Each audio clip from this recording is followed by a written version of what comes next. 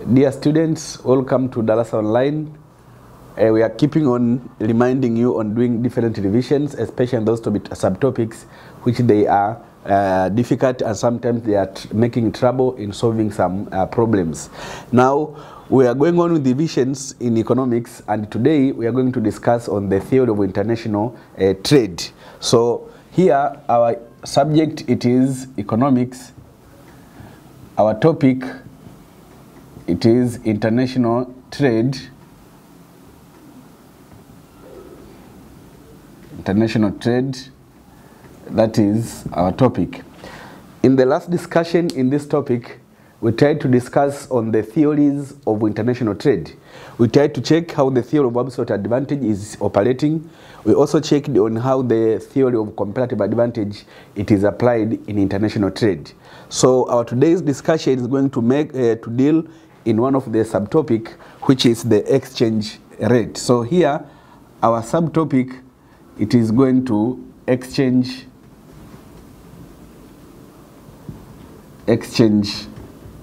rate.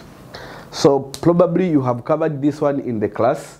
You know what is exchange rate, perhaps, but we are going to have further discussion on how these exchange rates they operate, the importance of these exchange rates, and probably we'll go to solve some questions later. So let's start from a definition. When we speak of exchange rate, what do we mean?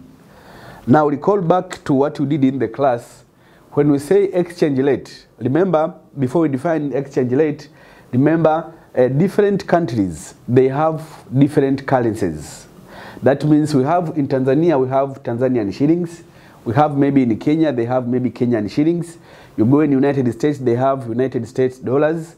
We have pound, euro, maybe Japanese yen, and the other currencies which they are found in different parts of the world. Now, in modern economics or in modern economies, we find that this money or these currencies, they are traded in the market like other commodities. It means you can buy and sell these currencies, or you can buy and sell different forms of money in the so-called capital market or money market. Now, it means in those markets, we need to determine the price at which one currency must be exchanged with another currency. For example, maybe how much Tanzanian shillings is needed to exchange with one United States dollars. For that case, when we determine that rate or that price, then we say that is the exchange rate. Because I said in the modern economy, these foreign currencies or domestic currencies, they are exchanged or they are bought and sold like other commodities. Now, in exchanging these currencies, we need to have the so-called the exchange rate. Now, an exchange rate, we say is the rate at which a domestic currency is exchanged against other currencies. That is exchange rate. So when we say exchange rate, we are speaking the rate at which domestic currency of any country, it should be exchanged with other currencies. When we say other currencies, means foreign currency. For example, I said in Tanzania, we have Tanzanian shillings. How can we exchange Tanzanian shillings with the other currencies? Maybe I said, for example, maybe Japanese yen, maybe those pound, euro, United States dollars. How do we exchange them? So it means the rate at which our domestic currency is exchanged with these foreign currencies, we say this is exchange rate. Or in other language, you can say exchange rate is the price of one currency against the other currency. So this is also another definition, because you said we are buying and selling these currencies in the market. So it means you can say exchange rate, it is the price of one currency against other currencies. For example, when we say for example, one United States dollars maybe is equal to 2,400 T shillings. This is the exchange rate. It means to get one dollar, in terms of $1, you use 2,400 T shillings. So this is the price at which United States dollar is exchanged against Tanzanian shilling. So we say this is exchange rate. Or when you say maybe another example, maybe 1K shillings, that is Kenyan shillings, maybe is equal to 20 T shillings. Now this is an exchange rate. It means this is an exchange rate between Kenyan shillings versus Tanzanian shilling. That means to get 1 Kenyan shilling, you use 20 units of Tanzanian shillings. So this is an example of exchange rate. That's why I said it is a price of which domestic currency or one currency is exchanged against other currencies. And this is when we speak of exchange rate. Now in exchange rate, or in this market where these currencies are bought and sold, we have two forms of currency that they can be exchanged. For example, we can have the so-called hard currency, and in other words, we can have the so-called soft currency. We want to see the difference of these two items. I said in exchange rates, or in exchanging money from one money form to another, or buying one money and another one, we have two forms of currency which can be considered. We have the so-called hard currency and we have the so-called soft currency. Now, when we say hard currency, what does it mean? It means hard currency are those currencies which are easily converted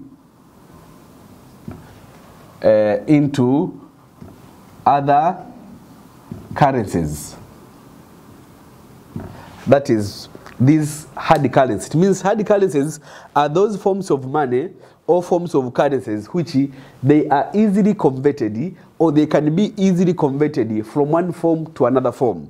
It means these currencies, you can find them everywhere because they are easily converted, so you can find them everywhere. For example, you can find those currencies in any country because they can be easily converted from one currency to another currency. For example, when we speak currencies like e.g. we have USD. This is a hard currency because it is very common to find USD everywhere. You can find in Tanzania, you go in Kenya, you find USD, United States dollars, you go maybe in Uganda, in all countries, because this form of money or this form of currency can be changed, converted easily into other currencies. Then we say this is a hard currency. We have the other currencies, for example, like maybe the euro, we have the pound, etc. Such currencies, you can find them everywhere. For example, maybe in developing countries or even developed countries, it is very easy to find these form of currencies circulating in the economy. Though we have our domestic currencies, but you can find these, they are mostly preferred in exchange of goods and services, just because this form of money, they can easily be converted or exchanged from one currency to another currency. Then we say these are called the hard currencies. Now, these hard currencies, as I said, they are very common, and they are mostly used in international trade in exchanging goods and services. So in international trade, it is very easy to find hard currencies because those countries during international trade, they find the most easiest way to exchange their currencies. So they use this form of money because they are easily convertible from one form to another form. But what makes these currencies to be hard and to be easy, we have some reasons. For example, one of the reasons, these currencies, they are stable in value. It means all hard currencies, they are stable in value. That means their value cannot fluctuate easily. It is not easy for them to depreciate. You can find they can appreciate easily, but not depreciating these form of currencies. So they are stable in value for a long period of time. For example, you can find it is not easy to find maybe USD. It has depreciated in form of other currencies. Not easy because this form of money, it is stable for a long period of time. This is hard currency. But also, this money, they have high purchasing power, but they are influenced by strong policy of their federal bank or in short we say this is the central bank. So it means these currencies, they are also hard and they are mostly also useful because they are produced under a very strong federal policy. That means the central bank of these countries, which they produce these hard currencies, they have very strong policy. And this policy, they maintain the value of their currency for longer time in terms of what other currencies. And this is when we speak of hard currency. In international trade, hard currencies, as we said, they can be converted easily from one form to another form. On the other hand, the vice versa of hard currencies, we get the soft currencies. It means these soft currencies are all currencies which are not easily converted into another form of money. That means not easily converted from one form of currency to another form of currency. It means all currencies which it is very hard, it is very difficult to convert them from one form to another form. Those currencies are called the soft currency. For example, I said to convert USD, it means when you have USDs, you can go with them everywhere in the world and you can exchange them. You can move with them in every country if you have USDs in terms of United States dollars. It means you can move with them to any country and you can exchange them where you are. But we have some currencies which, once you enter in some countries, you cannot exchange them because those currencies, they are not easily converted. And these currencies, in most time, they depreciate very easy. They depreciate easily. These currencies.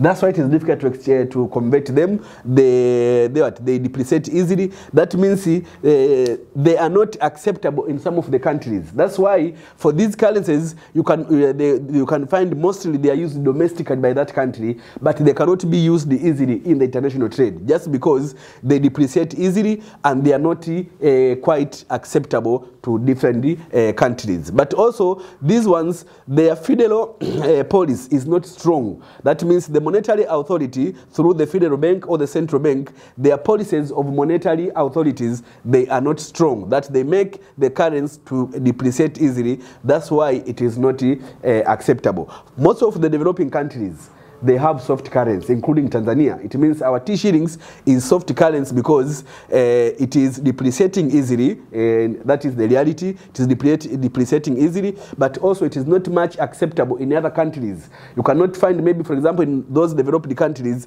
domestically they are using T-shillings. Not easy, just because this currency, it is a soft currency, it is easily depreciating, and it is not stable in value. This is when we speak of soft currency and the hard currency.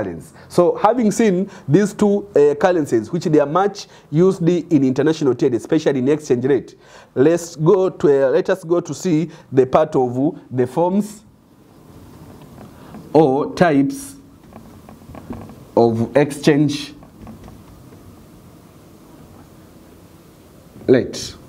So we try to check the types or the forms of exchange rates. So today's discussion will focus on two main types of exchange rates, which includes the following. So we go to the types or forms of exchange rate. Now the first useful form of exchange rate worldwide, it is the so-called flexible, or it is also called the floating exchange rate. Flexible or floating exchange rate. That is one of the common form of exchange rate which is existing, especially in this modern world. Now, what is this? It means this is an exchange rate, is exchange rate which is determined by the market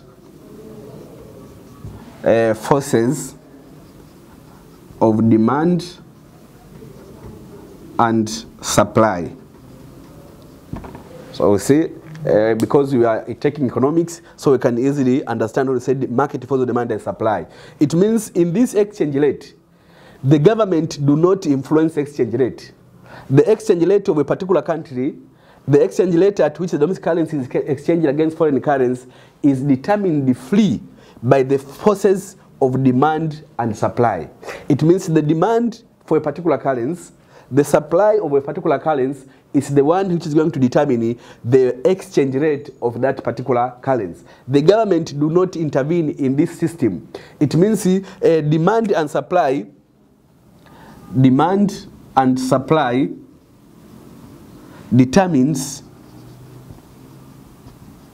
the price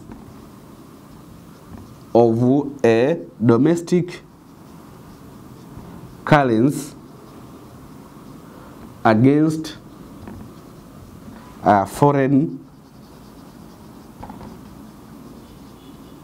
currency. That is one. So it means in this flexible exchange rate, the force of demand and supply, they are the one which determine the price of that currency. Remember we said the exchange rate can also be defined as the price at which one currency is exchanged against other currencies. So it means the market force of demand and supply, they are the one which they interact to determine the exchange rate of that particular economy. Now, for example, you consider the diagram below, how this exchange rate is determined. You can have a diagram like this.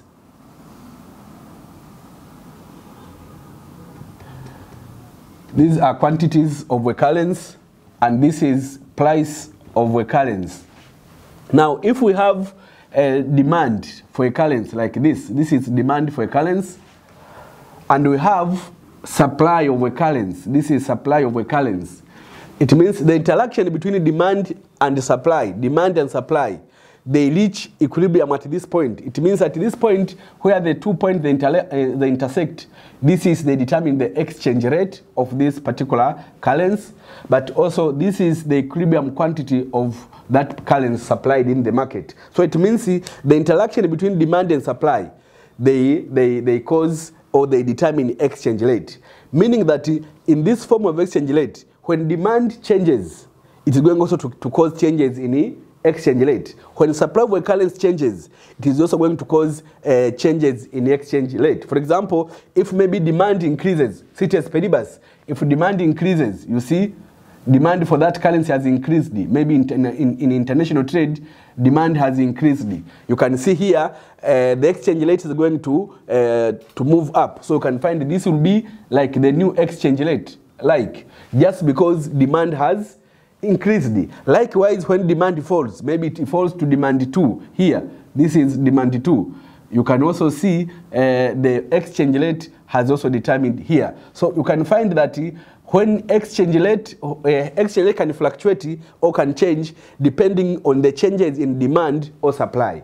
It means likewise when supply changes, either increasing or decreasing, we expect the exchange rate also to shift. So for that case, this form of exchange rate, the exchange rate is not stable. It fluctuates from time to time. You can find in the morning the exchange rate is this one. Maybe after some hours, you find it has changed because the change of the exchange rate will be fluctuating or will be changing depending on demand and supply of that currency. When demand for that currency increases, we expect the exchange rate to change. When demand falls, it will also change. Likewise, when supply changes, either by increasing or decreasing, we expect against the exchange rate to fluctuate or to change. Now, for that case, in this system or in these economies, the exchange rate is not stable. You find it is changing from time to time. That is, it is causing uncertainties in the economy. This is for the case of a flexible exchange rate. Now, we have some few advantages here.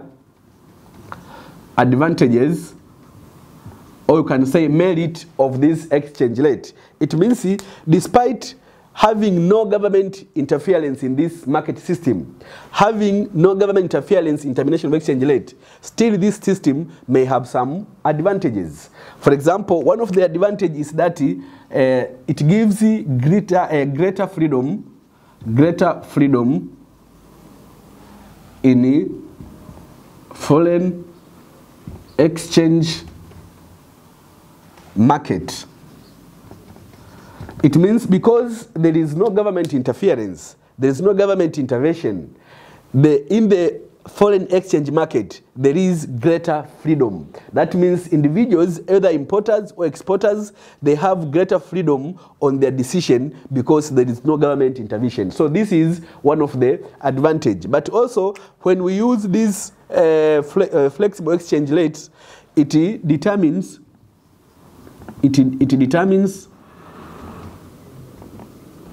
the strength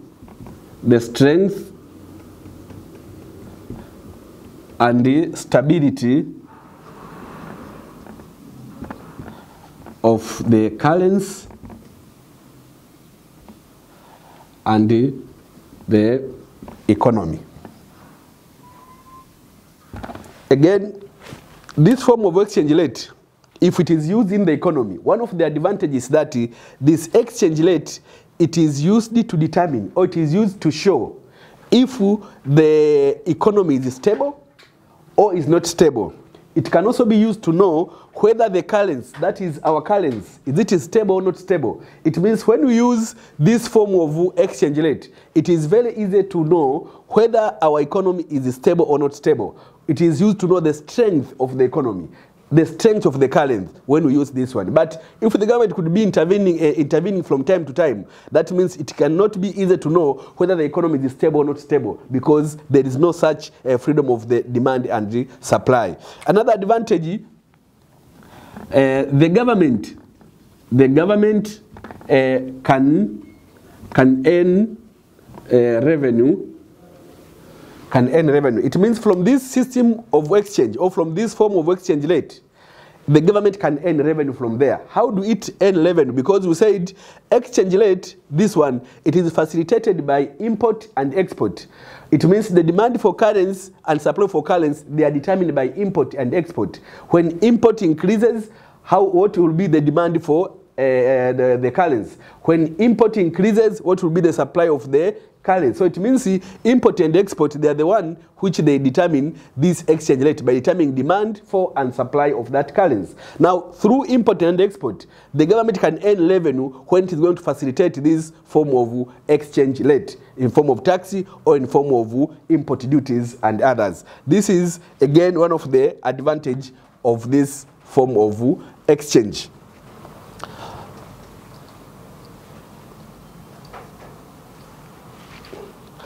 Then we have some disadvantages of this form of exchange. Disadvantages.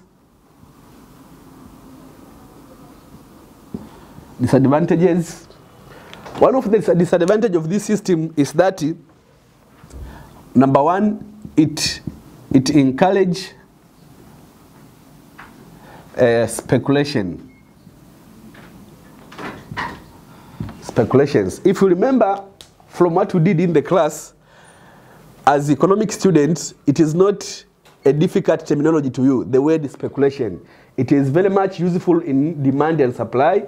It is useful in some other topics, speculation. To speculate means because the exchange rate is not determined by the government, by demand and supply.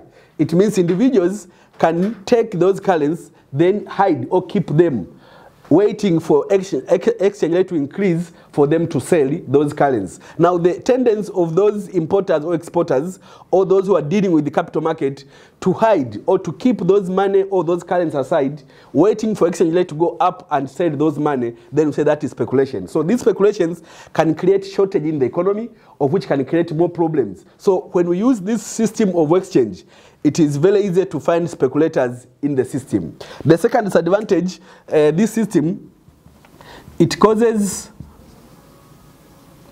uncertainties. Remember, uncertainties means we are not certain. We don't know what will be happening in future. Maybe in some hours to come, in some days to come, because the demand and supply, they are fluctuating from time to time. They are not stable. So it is very difficult to make predictions of what will be happening maybe in the future. Now, for that case, those are uncertainties, because we are not sure after how many hours the rate is going to change, after how many days it's going to change, by how much or by how far. Then this is causing uncertainties. So this form of exchange rate, it can cause uncertainties in the economy. Another one, it can cause economic instabilities. economic instabilities. Economic instabilities like inflation, maybe inflation, like deflation, etc. So these instabilities, they can also occur due to this flexible exchange rate, because we said due to uncertainties in production, uncertainties in export, uncertainties in all activities, because demand and supply, they are ones which determine exchange rate, then it is very easy to find instabilities, inflation or deflation, which were not expected in the economy. That is one of the disadvantage of this exchange rate. Then we go to the last form of exchange rate, number 2, which is fixed, or it is called the controlled, or it is called the paged exchange rate. Exchange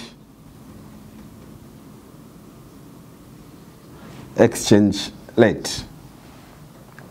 Fixed, controlled, or paged exchange rate. Now this is one of a common form of exchange rate which is also existing in different parts of the world. Remember, for the case of flexible exchange rate, it is very common in capitalist countries. It means in capitalist countries, because demand and supply, they are free. That means it is easy to find flexible exchange rate. But in the socialist countries, where all decisions are made by the central planning authority or by the government, then it is very easy to find this form of exchange rate. How does it operate? It means in this form of exchange rate, we say is an exchange rate where the price of the domestic currency against foreign currency is determined by the government through the central bank.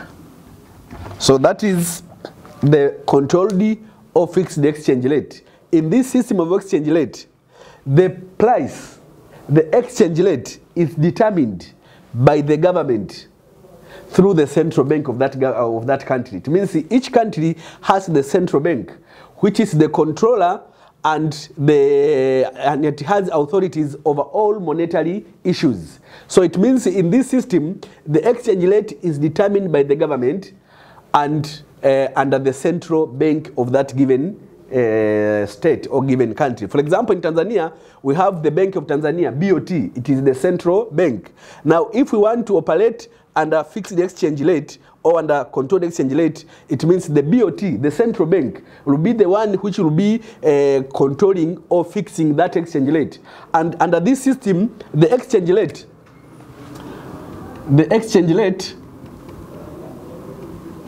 can remain stable for a long period of time.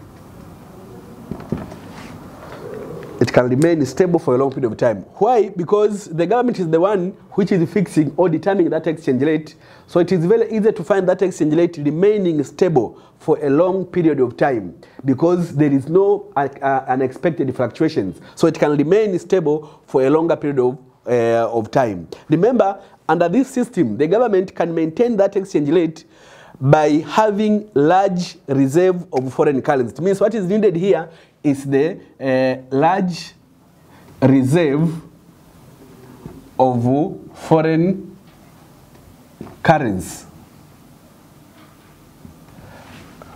It means to maintain that exchange rate for longer time, the government needs to have a reserve of foreign currency, large one. Why? Because we said sometimes you can find in the economy there are shortage of foreign currencies. So the government can maintain that exchange rate by having large reserve foreign currencies. How and why? Because when maybe in the economy there are shortage of foreign currencies, there are shortage of United States dollars, shortage of pound, shortage of euro, and other foreign currencies. It means the government can remove that shortage by supplying in the economy. And once you supply, it means the exchange rate will be maintained back because that shortage has been cleared. So that is how it can respond. So for this case, you find that that exchange rate can be there or can be stable for a long period of time. Then we say this is fixed exchange rate. And as I said, this one can be useful in those pure socialist countries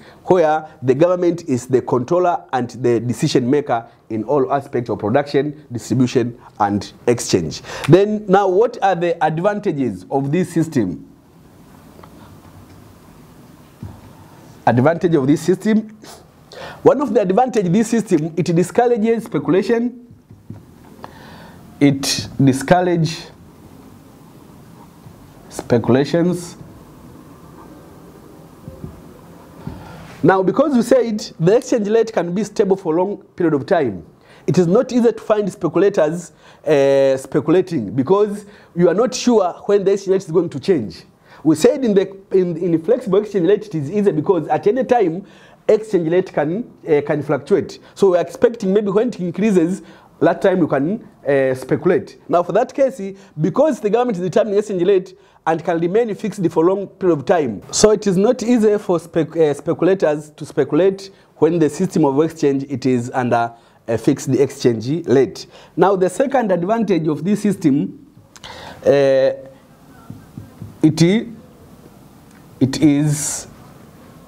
is easy to know the inflow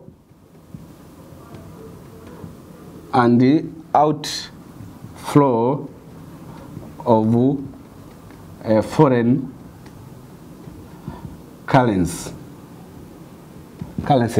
It means with the fixed exchange rate system, it is very easy for the government to understand, to know or to identify the inflow of foreign currency and the outflow of foreign currency because it is controlling everything in the exchange rate system. So it knows the inflow and the outflow of foreign currency. It means inflow, the movement of foreign currency into the economy, and outflow, the movement of foreign currency out of the economy. So the government can easily know the rate at which foreign currency they are moving in and moving out of the economy. Another one, it can be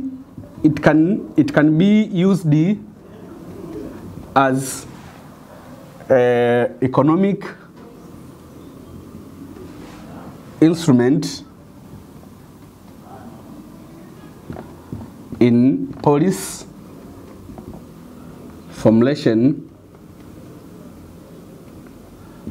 and planning.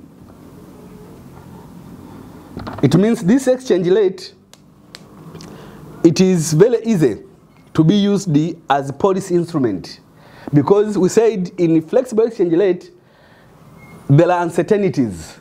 It is not easy to plan, not easy to be used as instrument of planning. But in this fixed, because the government is the one which is fixing exchange rate, then you can use it for planning. For example, if you want to make devaluation, if the government wishes maybe to increase export or whatever instrument of planning or policy making, it is very easy to formulate those policies with this system of exchange rate. Then let's complete with the disadvantages of this exchange rate. Disadvantages of fixed exchange rate. Disadvantages. Number one, it is difficult to determine the exchange rate of all other foreign currencies, because the government is the one which is fixing that exchange rate. Now try to imagine, we said it is fixing through the central bank, the government through the central bank. Now try to think maybe the BOT, the Bank of Tanzania, is now using this fixed exchange rate system. Now it has to determine the exchange rate of all other currencies in the world. which they are used maybe in Tanzania. It means you have to fix exchange rate of Tanzanians versus USDs, to fix Tanzanian versus pound versus maybe euro versus kwacha versus K shillings. So all currency in the world, it is not easy for that central authority to determine all the exchange rate of all countries. It will be difficult. Then number two, it encourage black market. In economics, we know black market. Now, because those speculators and other people dealing with the money market, once they find there is no room for them to make trade or to exchange, because the government is not determining everything, it is very easy to develop black market in the economy, where you can find exchange rate maybe in illegal exchange rate around the economy or in the street, where you can find people they're exchanging money against other currencies in illegal prices. That is black market. So it is one of the disadvantages of this system. Now, this is the end of this part of explanations. We get a minor or a short break. Then after that break, we are going to solve some questions which will be seen there. Thank you. Welcome back after the short break. Now we are going to solve some problems or some questions here. You can see from the screen, we have 3 questions, question 1, question 2, and question 3. We will solve question 1 and 2. Then question 3 will be taken as your homework. Now, let us move together. Now, question number 1, it is asking, why do you think most of the countries have liberalized their exchange system? Why do you think most of the countries have liberalized their exchange system? So, question number 1, this is about exchange rates. Now, the question is asking, why most of the countries in the world, they have liberalized their exchange system. It means here we have to know why they have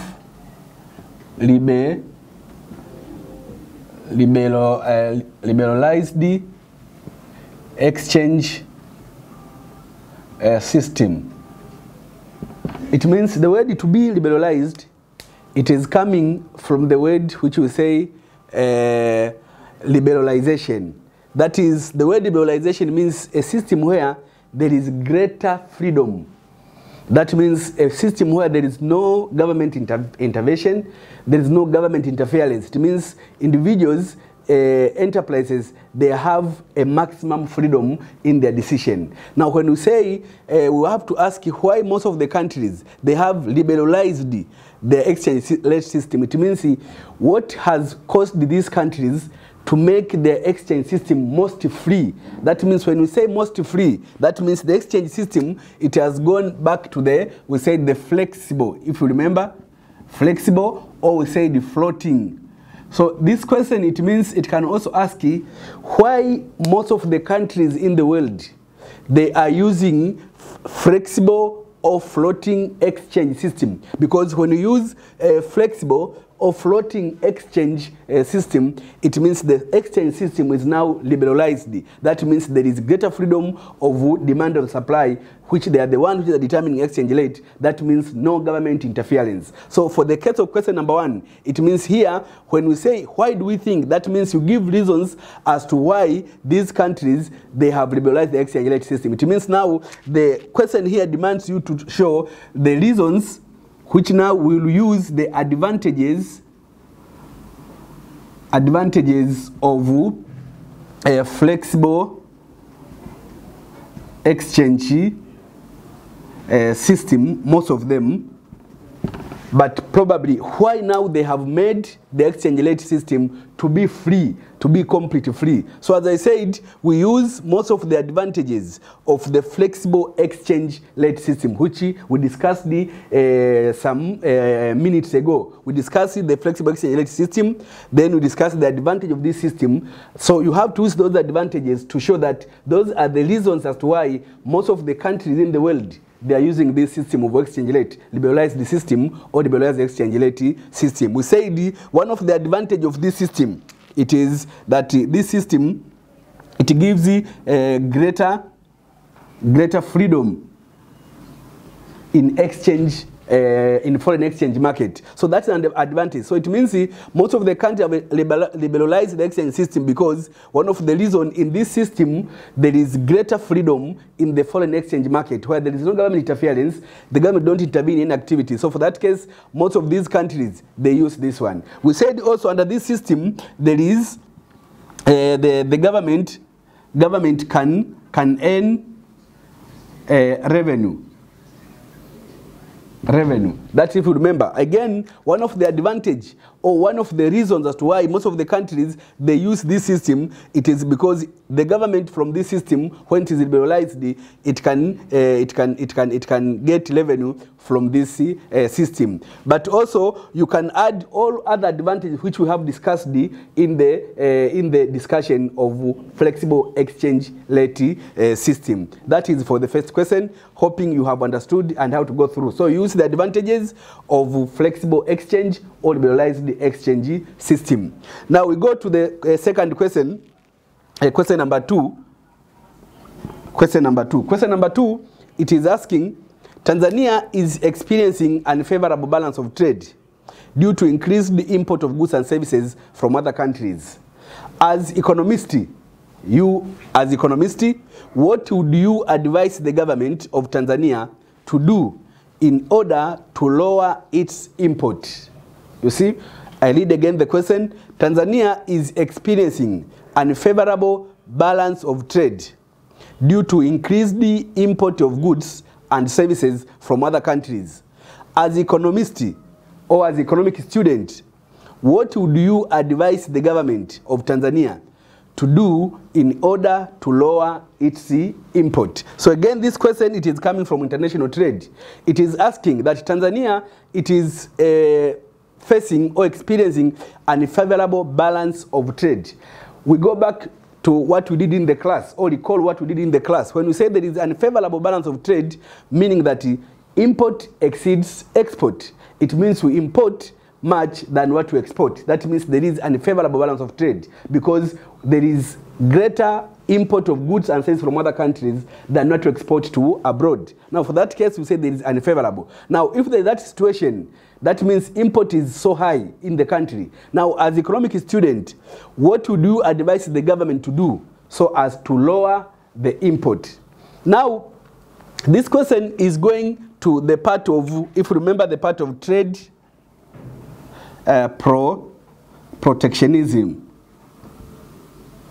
Trade protectionism. Remember, when you adopt trade protectionism, which we say this is a statement, a policy, where the government adopts to create barriers against too much import. If we find that the import of goods and services, they have caused problems to our industries, to our infant industries, to our domestic activities, our domestic production, then the government can create protectionism policies which they are aiming to reduce or to lower import in favor of export. So it means this question demands you to go back to the part of trade protectionism in those methods or techniques which are used to protect domestic industries and domestic economy. Now for that case, it means as economic student or economist, you have to advise the government to use different techniques, different methods, different ways to control import by imposing those methods of trade protectionism. Now if you remember what you can advise the government, one of the methods they can use, it is to introduce or to increase tariffs. To increase, if tariffs are there, then you have to increase. If they are not there, then you have to initiate tariffs. Tariffs, these are tax on export and import. Those are tariffs. It means for those imported goods, because the aim is to advise the government to reduce import. It means one of the advice we have to give the government is to increase tariffs, and if they have not yet introduced, then to introduce tariffs in the economy. What is the role of tariff? It means when the government imposes tariffs on imported goods, these tariffs can be in different aspects. For example, you can impose tariffs on specific quantities, you can impose tariffs on according to value of the goods or quality, or you can impose on both quality and quantity. Now for that case, the aim of tariff or tax, it means when tax is imposed, it means we expect the price for import, price for import to increase. It means when price for import increases because of tariff imposed, we expect demand for import to go down.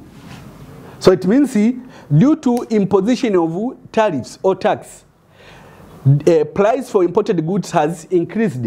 Then due to increase in price for imported goods, demand for imported goods goes down. That means the rate of importation will be controlled because demand for import has lowered. Now for that case, we can advise the government to use this method to reduce import or to lower import of goods so as to protect domestic industries and domestic economy. The second advice we can use the so-called quota or quotas. Now quotas here, sometimes I said import can be so high just because we have not set a limit at which a country must export or import. Now by using quota, it means this is quantitative method. That means here you use quantity. That is quantitative method, quantity. It means the government can set a limit or a certain amount of which is needed to be imported into the country and not above that one. For example, maybe Tanzania is exchanging with Uganda. That is an example.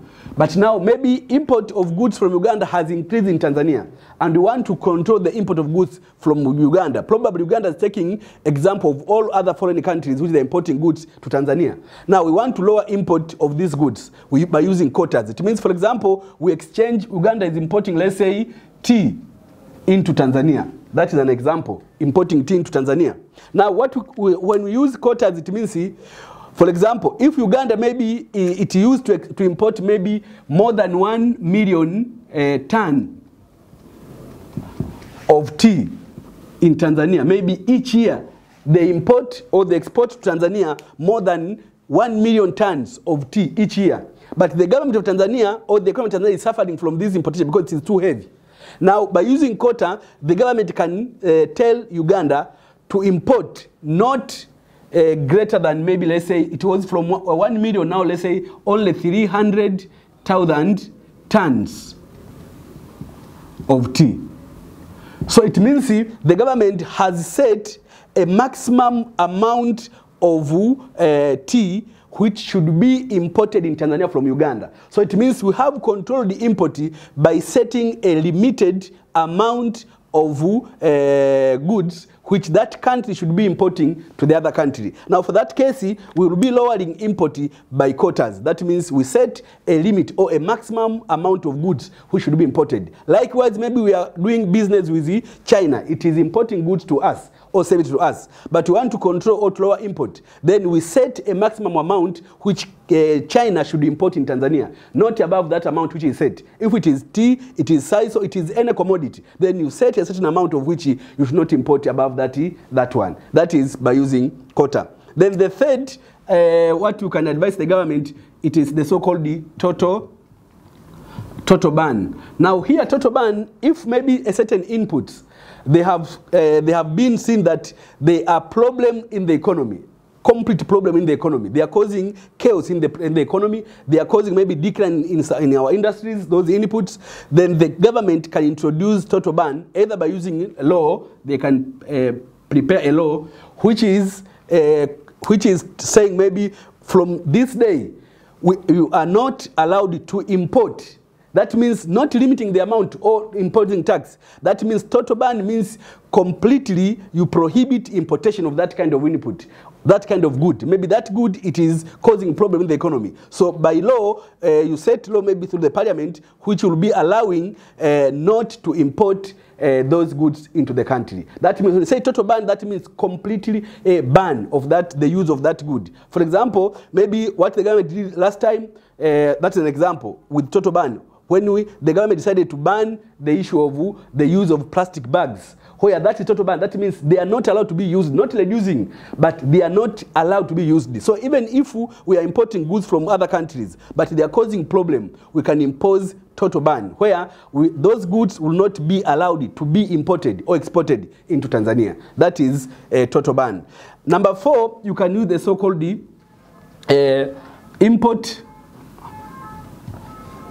and the export bureaucratic procedures. Import and export bureaucratic procedures. Here, the government can impose complex and time-consuming procedures. It means for someone to get a license to import goods in Tanzania, it will take him complex procedures. It will consume him a time until that time that person is going to give up making follow-up on that license, because it is time-consuming, too much bureaucracy. Then most of the importers, they will give up from making follow-up on those licenses. So this one, they are aiming to discourage importers from asking for the license to import goods. For that case, you can control by imposing those ones. The other one, we have the so-called